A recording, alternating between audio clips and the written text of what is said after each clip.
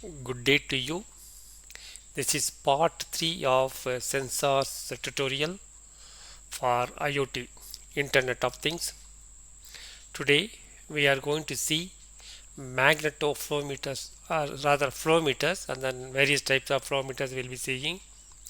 So as usual, the text is taken from the Wikipedia, and then images from various sources of Internet will be added to the video. This is Kadal Amudam from Chennai. So we are going to see magnetoflowmeter. Magnetic flow meters, often called mag meters or electromag, use a magnetic field applied to the metering tube, which results in a potential difference proportional to the flow velocity perpendicular to the fluid lines. The potential difference is sensed by electrodes aligned perpendicular to the flow and the applied magnetic field. The physical principle at work is Faraday's law. The magnetic flow meter requires a conducting fluid and a non-conducting pipeline. The electrodes must not corrode in contact with the process fluid. Some magnetic flow meters have auxiliary transducers installed to clean the electrodes in place. The applied magnetic field is pulsed, which allows the flow meter to cancel out the effect of stray voltage in the piping system. Ultrasonic flow meters. There are two main types of ultrasonic flow meters, Doppler and transit time. By they both utilize ultrasound to make measurement and can be non-invasive, measure flow from outside the tube, pipe or vessel. They measure flow by very different methods. Ultrasonic transit time flow meters measure the difference of the transit time of ultrasonic pulses propagating in and against the direction of flow. This time difference is a measure of the average velocity of the fluid along the path of the ultrasonic beam. By using the absolute transit times, both the average fluid and the speed of sound can be calculated. Using the two transit times and the distance between the receiving and transmitting transducers and the inclination angle, one can write equations.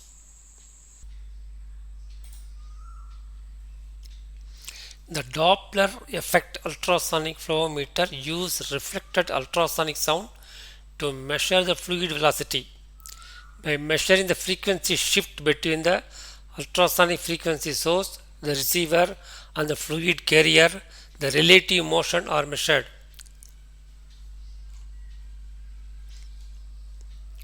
Doppler meters may be used where other meters don't work.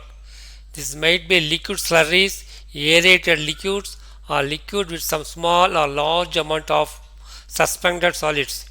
The advantages can be summarized to obstruct less flow, can be installed outside the pipes. The pressure drop is equal to the equivalent length of straight pipe, low flow cutoff, corrosion resistance, relative low power consumption. The Doppler flow meters performance are highly dependent on physical properties of the fluid such as the sonic conductivity, particle density, and flow profile. Non-uniformity of particles distribution in the pipe cross-section may result in incorrect computed mean velocity. The flow meter accuracy is sensitive to velocity profile variation and to the distribution of acoustic reflectors in the measurement section. Optical flow meter. Optical flow meters use light to determine flow rate.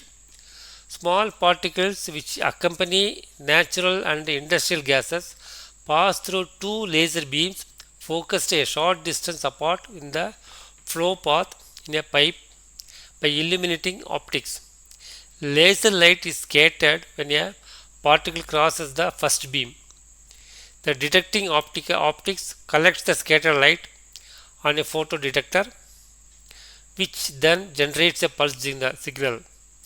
As the same particle crosses the second beam, the detecting optics collect the scattered light on a second detector, which converts the incoming light into second electrical pulse. The measuring the time interval between these two pulses, the gas velocity is calculated, and where is the distance between the laser beam and the time interval. Laser based optical flow meters measure the actual speed of particles, a property which is not dependent on thermal conductivity of gases, variation in gas flow, or composition of the gases.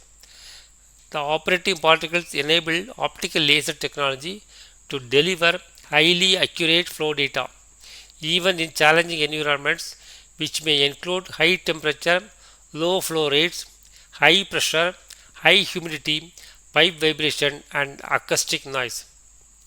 Optical flow meters are very stable with no moving parts and deliver a highly repeatable measurement over the life of the product. Because distance between the two laser sheets does not change, optical flow meters do not require periodic calibration after their initial commissioning. Thermal mass flow meters. Thermal mass flow meters generally use combination of heated elements and temperature sensors to measure the difference between static and flowing heat transfer to a fluid and infer its flow with a knowledge of the fluid's specific heat or density. The fluid temperature is also measured and compensated for if the density and the specific heat characteristics of the fluid are constant.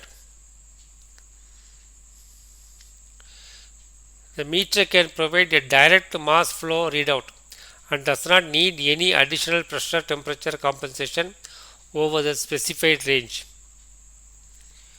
Technical progress has allowed the manufacture of thermal mass flow meters on a microscopic scale as MEMS sensors. These flow devices can be used to measure flow rates in the range of nanoliters or microliters per minute. Thermal flow meters are called thermal displacement flow meters. Technology is used for compressed air, nitrogen, helium, argon, oxygen, and natural gas. In fact, most gases can be measured as long as they are fairly clean and non-corrosive. For more aggressive gases, like maybe made out of special alloys, and pre-drying the gas also helps to minimize corrosion.